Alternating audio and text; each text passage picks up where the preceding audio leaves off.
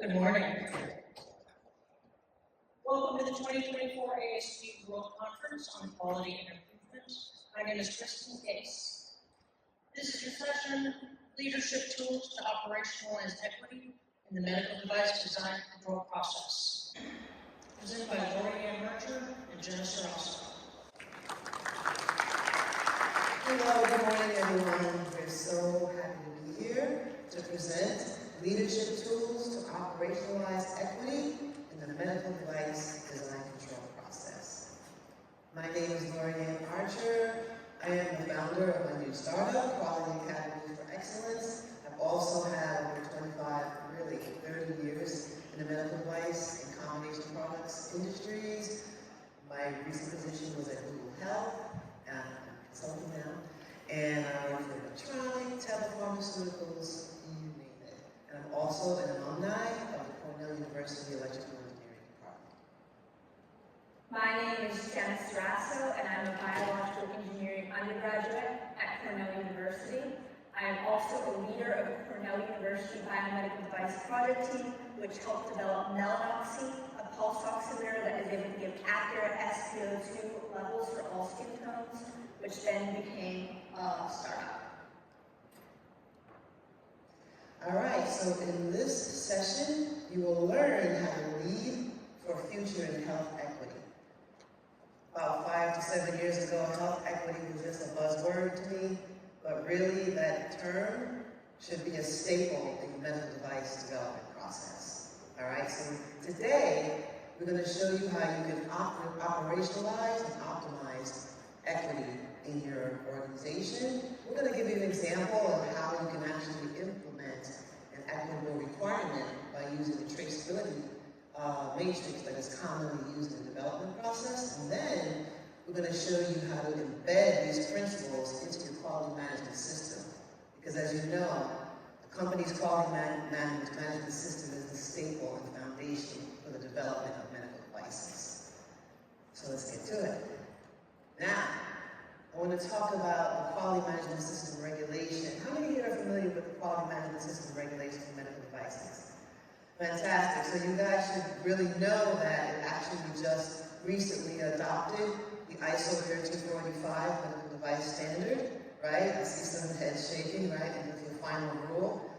So that final rule of that regulation really says, and I got this from the website and the final rules, so this is an actual quote.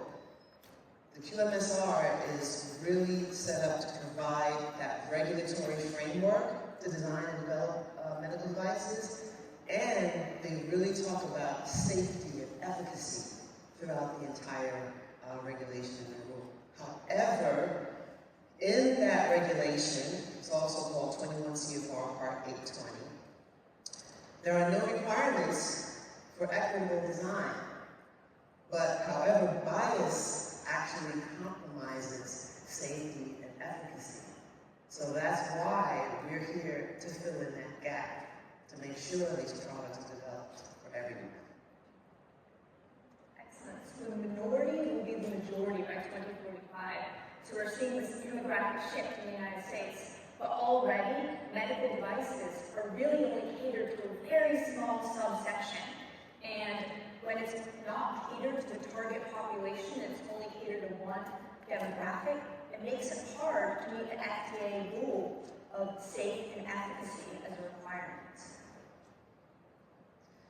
Let's talk a little bit about device clearance versus approvals. 510K process, that's when devices are cleared. It's a less stringent regulatory submission as opposed to a PMA process, right? Where you have to have clinical evaluations, clinical trials. So the FDA does provide guidance, not regulations. Difference between guidance and regulation. There are excellent guidance documents on clinical evaluations, right? However, that part of the medical device design control process is at the design validation stage, which is at a later stage in the development process. So that what happens is that those medical device builds that are developed, if they have built-in bias, they're going to be tested on people, and they're going to come up with failures. So that's why we need to build equity at the beginning of the development process. Now, 98% of all devices are cleared through the 510K process, which means that those devices are not really going to be requiring clinical studies. Instead, they're going to rely on data from the predicate device. The predicate device is a device that's already cleared in the market. So I have a new device, and I'm going to compare it to a predicate, and that goes into the clearance of the device. The problem is that device on the market has bias. Now we're going to cascade that into the new design. So that's really not going to work. Hence, during COVID, it was revealed that pulse oximeters were biased, right? They were not reading skin tones for darker skinned people. So again, the district attorney of California actually recently, a few months ago, sent a letter to the FDA urging them and even giving them some principles to prevent this from continuing to happen, because there's still an issue with these products on the market. And Jen is going to talk a little bit about oximeters. When you go to the doctor, the very first thing that they do is they take your vitals, and that includes reading your SpO2 or your blood oxygen saturation level. It's a preliminary diagnostic technique.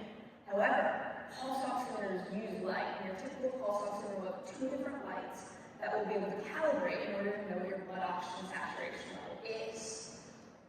However, these pulse oximeters, the ones in hospitals, clinics, even in ICUs, are often up to 2% off on patients with darker skin tones. So hypoxia, one study showed was missed, was 3 times more likely to be missed for people who are self-identified as Black. Why is the number so high? Once again, pulse oximeters use light. So just by incorporating one light, you can solve this whole problem. So, back in the fall of 2022, which is actually while I was still at the Google Health Department, someone posted an article on LinkedIn about this issue with oximeters. I had no idea that this was an issue in the medical device industry. Like I said earlier, I've been in the industry for over 25 years, and I started out as a quality engineer, so I was on the many design teams. And I started to research the regulations and research the guidance documents and found that there was a huge gap. So I chose to go on a quest to create principles that I felt would be excellent to develop devices from the onset of the development process. And because I'm a Cornell alumni, connected to the Cornell University Biomedical Device, discovered that they were actually already working on a product called MelanOxi. And so we used that as a case study in the paper, and I collaborated with the CUBMD. Yeah, so as Lorian mentioned, we created a collaboration to make this paper because after we realized that it was allowed that pulse oximeters could give inaccurate readings to different subpopulations, as students we went, oh my gosh, how is this allowed under FDA's safe and efficacy guidelines? What can we do to create change? So we collaborated, and under the guidance of Lorianne, like she mentioned, we created this white paper, which is available to you for free. You can pick up a hard copy at the end too, in order to really solve and create equity throughout that entire process, so that all products are not just based off of the predicates, and really ensure that they're robust for all audiences in your target demographic. And listen, these are undergrads, so I'm so proud. So let's get to it. Let's talk about the design control process. For anyone in here who's not familiar, I'm going to break it down to you. The first stage of the process, and again, this is a systematic process based on the FDA quality system regulations and ISO 13485. Your first stage is the planning process, when you establish the deliverables and goals, and you also establish the team. The next stage is when you establish the requirements for your product, right? Usage requirements, environmental requirements, the list goes on. Then, at the design output stage, you translate those requirements into specifications, procedures, test methods. And then from that point, you build your product based on the design outputs. And then in the design verification stage, you test those builds to make sure they meet the design input requirements. And then when those builds pass design verification, you test them on humans during design validation. That's where clinical evaluations would happen if you were doing a PMA submission. So like I said earlier, that's very late in the stage of the development process. And after that, you transfer it, you scale up for manufacturing, and then you launch. And throughout all of that, you've got design reviews, which are like stage gates, to make sure your deliverables and goals for that stage of development are completed. And there's change control, and we need to make sure that any changes that are made during the development process don't have any impact on the safety and efficacy of the device, tied into risk management, and then lastly, building a design history file throughout. So, for each stage of the process, we're going to propose equitable principles. Like I said earlier, the design development plan, you schedule and you create your project and you create your deliverables. You also build your team. So we propose that the team that you choose to develop a product be diverse, because it's already been proven that diversity in teams reduces bias in device development. The next plan, and again, we're talking about the design development planning stages. So now I'm really getting into the sub-plans that fall or flow into the design development plan. It could be one complete document, or you could have separate plans. Quality and regulatory plan. Let's talk about the regulatory plan first. That's the plan that talks about what countries are we going to launch the product in. Because then that sets the stage for the quality plan that says what will be our quality management system, what regulations do we need to build our procedures around. So in that sense, you've got a quality policy that's really your top level document in your diamond of your document control system, right? So we proposed in your quality policy that you have a fairness statement, right? And here's an example. Our products are designed and developed with fairness through equitable development practices. And when you do this, now you have to downstream your procedures to meet this quality policy. Then, in your quality plan, you should also consider for artificial intelligence, machine learning, software as a medical device. Now, whenever I say AI, ML, SAMD, that's what that is. So I hope you can follow me. So for AI, ML, SAMD devices, they rely on data sets to train the model. So if your data sets are biased, guess what? Your model is going to be biased. How do you prevent that? Supplier controls, either through supplier audits or requiring your suppliers to provide a fairness statement when they give you the data. The next thing would be also working with the regulatory team to determine how can we prevent inherent bias from the predicates that we're comparing our new device. And then lastly, you need to include health equity subject matter experts on your team. And it should be in-house. Not only the development team, they should just be a separate structure that is independent to verify that you're doing the right equitable practices. Now, this next part of the slide, we missed our banner, but for the health equity plan, there it is. The next plan I'm going to propose, and again, this is not required by any regulations, and it's not required by any IS documents. This is another plan that we propose that you build in to your upper level development plan, which would be the health equity plan. And it really is designed to operationalize equity for your product life cycle. And Jenna's going to talk about it. By just doing a few basic things and identifying your diverse populations and balancing community input with available evidence, you really are able to get a strong health equity plan to make sure that it's meeting the user needs of all of your populations. It's also important to make sure that you generate a comprehensive approach of strategies to ensure that you're meeting the criteria at all benchmarks.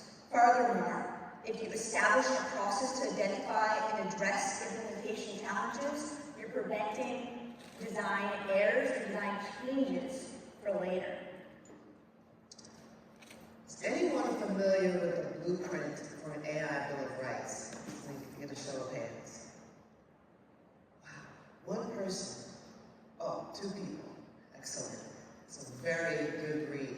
If you're involved with AI ML, SAMD, I highly recommend you read that. And also, it has really good principles in general, right? So one part of that bill, and again, it's a proposed bill, it's not regulation, but I look forward when the government actually passes that because it covers ethics and equitable practices for AI development in general, not just medical devices. But they recommend that you have equity assessments. So those assessments can be part of your design health equity plan. And then also the health equity plan really needs to strategize and determine how you're going to train the development team and really the rest of the organization so that equity can be realized throughout the entire company. So we're going to move on to an example of an equitable requirement through our case study that Jen is going to talk about. This is pulse oximeter. As I mentioned earlier, pulse oximeters, as they use light, do not calibrate or give accurate readings for all skin tones. So it can result in missed diagnoses or late diagnoses of serious disorders. So a standard, healthy person, when you get your SpO2 level right with a pulse oximeter, it's going to be between 95 and 100% would be what your oxygen saturation level would be, is what you typically expect. If you're on 88%, you're typically on oxygen. However, if they can be up to 2% off on people with darker skin tones, that's huge when really it's the difference in 88 in oxygen and 94 being healthy or 95 being healthy. 2% really is a big gap. And our case study is focused on pulse oximeters and skin tones. However, our paper is really generalized so that for all demographics, for all different subpopulations, it's important for all products that it's built in for a whole bunch of different varieties and examples to really ensure that there's good quality. All right, so let's talk about design input requirements. Like I said earlier, design input requirements are requirements of how you're going to build this product. What are the needs of the product? What are the user needs, right? What are the environmental needs? What are the material requirements? So we're going to just focus, as an example, on a user need, which is the accurate measurement of blood oxygen. So this one user need is going to branch out to multiple design input requirements. And we're just focusing on one design input requirement. And Jen is going to break that down. Narrow it down. Currently, 2% off. That's a big range of error in this narrow window between healthy and unhealthy oxygen levels in the bloodstream. If we just make this a little bit more precise, when we have these design inputs, there's a difference of less than 0.5% in the range between different skin tones. You then have equitable requirements and a better pulse oximeter. Design outputs. Like I said earlier, design output, take the design input, translate it to a specification. So, for example, you can use the Monk Skin Tone Scale specification. So this shows like a scientific range of different skin tones that you're able to compare it to. And once again, this is very easy to do as a design output.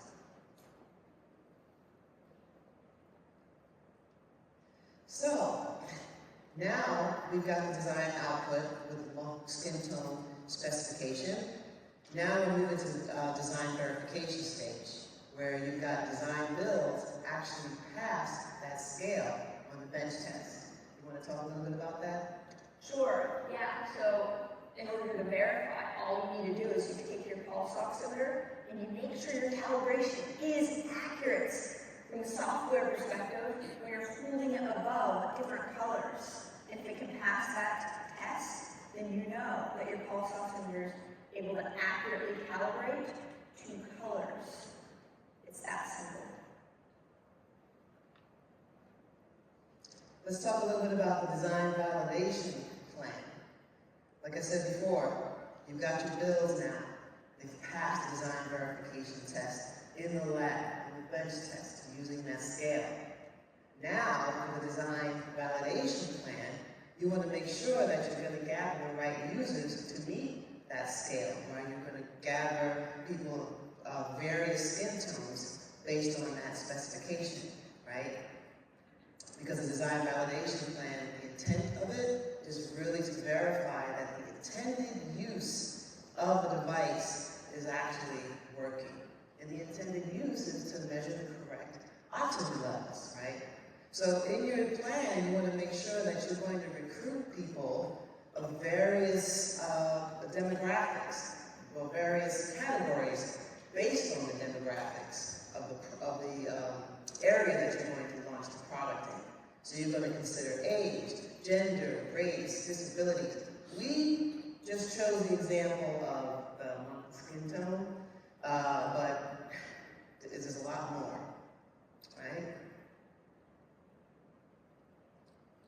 So Jenna, let's talk about, actually, we already talked about design validation, and again, the result of this would be that they pass the Monk scale on users. Let's talk a little bit more about the design development plan. Software development. So, anyone here familiar with IEC 62304? Okay, a few people. Okay, so I'll explain what it is. You've got the FDA regulations, right? And it does speak to software very high level, including 13485. But IEC 62304 is a specific standard on how to develop medical device software. So it outlines all these wonderful requirements, right? You need to determine what's your software development method, what is your software architecture going to be, what are your software requirements, what's going to be your configuration management.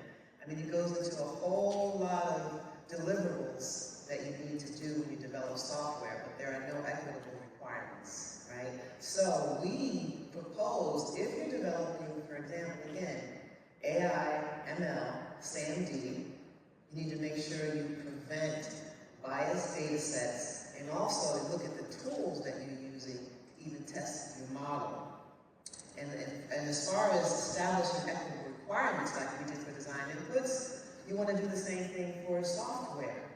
Because the FDA requires for all software that's used in a medical device, whether it's software integrated into hardware or standalone software, it has to be categorized based on risk, level of concern. So again, if there is a misdiagnosis due to the software based on an equitable requirement, you need to categorize that software as a major level of concern. Okay, human factors planning and the risk management plan. Again, same thing with clinical planning because human factors is going to be required whether you're doing a 510K or if you're doing a PMA submission. Because human factors really is specifically trying to identify hazards and risks associated with the use of the device. So you need to make sure that your sample size represents the demographics, right? And then you want to make sure that your hazards, you can identify them, not only based on skin tone, but socioeconomic status. There could be barriers with language. There could be trust issues and willingness to use. And I wanted to say this, I'm a baby boomer, so those Tuskegee experiments that occurred, I was a little kid back then. So in my generation, we are very concerned to participate in clinical trials, right, or any kind of study. So when your company is establishing human factors protocols, take that into account and find ways to encourage people to participate in these studies. And then lastly, cultural differences can equate to usage risks as well. And now the last plan I'm going to talk about briefly is the cybersecurity plan. Because the FDA did release a really strong guidance document that if you're developing software and medical devices, you have to identify cybersecurity risks. So know this, that low income and vulnerable populations have a higher risk of threat. This information that we're putting out really is all covered in our white paper, and we have links to other white papers that you can verify what we're discussing. And then the last few plans we'll discuss will be actually not necessarily planning, but these are the systems that occur throughout the development process, which will be design reviews, which is the stage gate process, and design changes. So for design reviews, the regulations say you need to have an independent person on your design review team. Well, why not have your equity expert as part of the team? And also that ties into the design health equity plan that will determine who and when they need to do the health equity assessments, right? Now, the change control, when you make changes to a product, you always need to determine before you make the change if there's going to be an impact. So why not include diversity impact as part of your change control process? Now, for design transfer, like we said, that's the point where manufacturers are excited because they're like, okay, now we've got everything done, we're ready to scale it up. As you're scaling up for a manufacturing and launch, create your post-market planning document at that time. Don't wait until the product is on the market. You really need to establish your post-market maintenance plan before you launch, right? You need to determine how are you going to detect risks when the product is on the market. So it would be great to establish and monitor equitable key performance indicators. That's what the KPIs are. So, because when you do this, this ties back to the quality and regulatory plan, because you're going to already have to have management review of all of your key performance indicators, right? So now you're going to include some equitable risks that you can detect when the product is launched. And what's really important about this as well, in your risk management plan, if you discovered any residual risks related to demographic data, you can determine if the occurrence increases, and then to see if you need to go back and redesign your device. Now, there may be some thoughts in this room. You may think that this is just a challenge. How are we going to put all these resources in our organization? How are we going to develop all these plans? Well, we have a recommendation in the paper to scale up a small company. You can train and certify your development lead. For a medium company, you can contract out a health equity expert and make sure you train them on design control. Or, like in Google Health, they have an entire vertical of a health equity team. As we mentioned, the FDA, their objective is safety and efficacy. And if a product is targeted towards only one demographic, it's much more likely that you're going to have underrepresentation, which is dangerous. It results in more complaints, can result in 483s, and ultimately it can result in changes. By a show of hands, who has needed to go do design changes? I know I have. It can be hard to re-rally that momentum, but it's also costly financially, it's costly in time, it's costly in resources. So instead, by incorporating health equity throughout the entire process, design changes can be prevented, because then you're really catering your product towards the entire target population that is going to be using the device. Furthermore,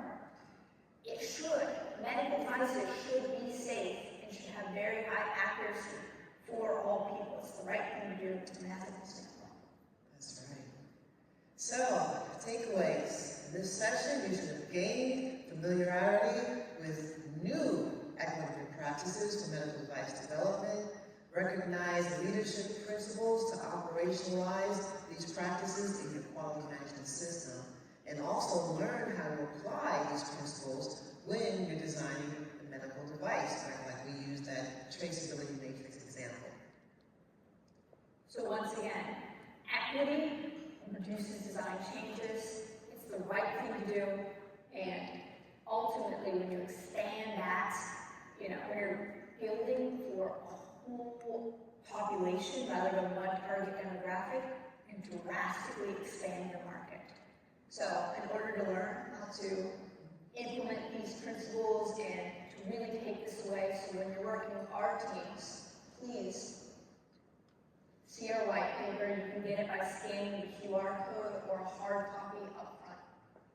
Absolutely. And listen, I wanted to give a really great shout out to Jenna. This is her first time presenting in this conference. She's an undergraduate student. That undergraduate students actually developed a solution to a major systemic issue in the medical device industry related to pulse oximeters. So I am also honored to present with her, co-present with her, and please, we encourage you, check out this white paper and see how you can implement these principles in your quality management system. Thank you so much. Do you have any questions? We have a microphone right there if you'd like to step up.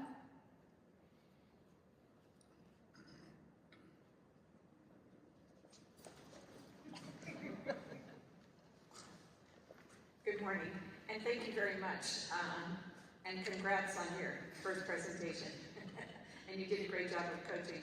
My question is around, as a consumer, how does one know that a device has actually been tested and designed with diversity practices in play? So the reason why I brought it up is, well, one, because as you buy devices, as we've aged, we are buying devices for our homes. It's not just in a hospital.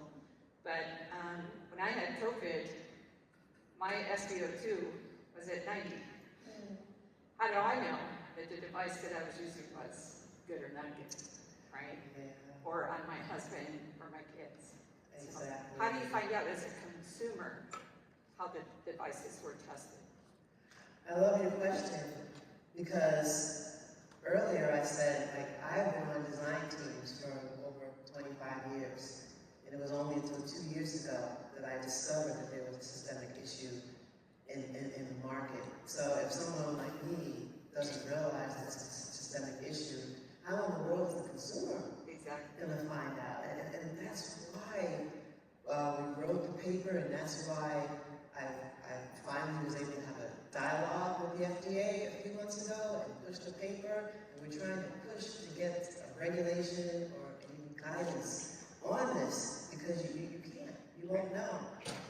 You won't know. So there's no way to know commercially? The best thing as a consumer, the FDA does have a website, and you can sign up and get automatic notifications. Yeah. So that's one way. But even if the FDA doesn't know, there's no way the rest of us can. Next time you meet with the FDA, figure that out. Right, and so that's why we want developers to really, really hone in on equitable principles. To also jump in on that, just one last thought. When a problem has been identified in scientific peer-reviewed literature, such as in the case of pulse oximeters, once it's aware, there's like, oh, these startups that will create a product, and often it's very, very well advertised that it's solving that problem. Hi, thank you. I'm Eric Alden, and I just want to thank you for a great presentation. Very well delivered, very good job. My question is more from a quality engineering question. You know, when you do your pulse oximeter and things like that, how do you know what the right value is? I mean, you put this device in your finger, you get a reading, but how do you know what the true value is? Did you do gauge on R, or what kind of quality practices did you use in the process of developing this? Yeah, so I think we talked about this when we developed the paper, actually, because I got into some of the technical issues and as far as like design verification. So the design verification, I believe you guys did some blood draws. So we're not quite there. We're with the design validation of the pulse oximeter. We patented it and we went down a different route just since we are a student group, so there's a lot of turnover. But essentially, in general, when you're doing design validation for pulse oximeters, in order to get an accurate SpO2, it unfortunately is a very invasive procedure in order to make sure that your calibrations are correct. That's what I was afraid of. So, yeah, because you state that it's 2% off, you know, that it takes a lot of data to be able to provide your confidence intervals on that to be able to make a statement like that. But yeah, I was afraid it was an invasive procedure in order to do that, but good work. Thank you again. Thank you. Question. Hi, my name is Anton. I work for a company called Untitled Technologies in the IP space. Thanks for the presentation. From others. My question is around the small organization, one of the slides, around its training or certifying your prevalently. What are some of the pathways to get that certification or just to score or I certify? knew this question was going to happen, and we had big discussions with the students as we were writing the paper. Because this is such a new concept, the only thing I could provide for them at the time was, because they're like, what do we say to people if they ask a question like that? We know that the CDC website has a lot of training on equity.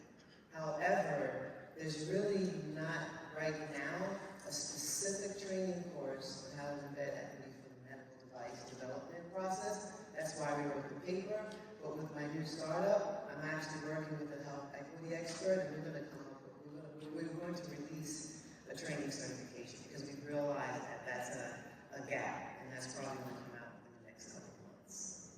Yeah, it's marginal, so I wish you luck on doing that. Because I think there is an inherent bias, obviously built into our system. We even see it with FDA as the few that are PMAs, and you have to do a clinical study, you're forced to do that within the U.S. for the most part. And then I think hampers some of the diversity that's able to be put into that. And I'm wondering, you know, if you've looked at that side of the things, in order to get a greater diverse population, that we might have more discussions about where they're doing the studies. And even in the U.S., we can regionalize a little bit, but is there maybe even a bigger push to include the diversity of the rest of the world? Before we get to the rest of the world, the slide deck that we have here is not the one that we practiced on. You couldn't tell that presentation.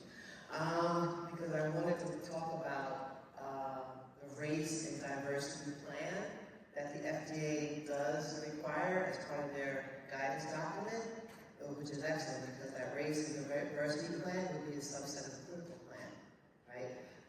But as far as the rest of the world, I'm not familiar with that unless Jenna, are you? But I know she's got her own opinion about that, and you can just say it now. I've read a few scientific papers, but in general, apart from like the ethical concerns of clinical trials abroad in terms of making sure that the populations that are receiving the products like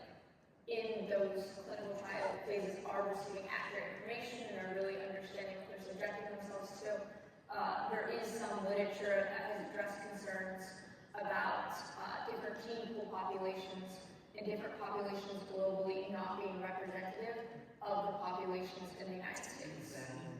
Yeah. So we just have to weigh that. But I'm glad you asked the question, because the FDA's guidance documents on the design validation stage for clinicals, they're very good, and they're revising them continuously. The problem with that is that, again, once you get to the design validation stage, you've already built biased models testing on diverse populations.